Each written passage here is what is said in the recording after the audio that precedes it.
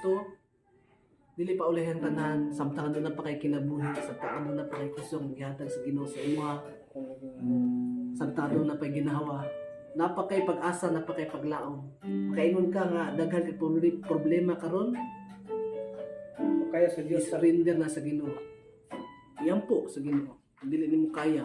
Bisan sa imong mga bisyo, naman kay sigarilyo, inom, barkada. Kung kailangan nimo nga gusto ka magbago, kaya na nimo imong barkada. O pili ato nga mabago ka sa imong kinabuhi. Umoro to mga igsoon. Salamat sa inyong sa kuha pagtanaw sa video ni, i-share ni aron daghan pag makakita mga balita, mayong balita nga ihatag sa Ginoo sa tuwa kung atong isangihan sa mga tao. Amen. Amen.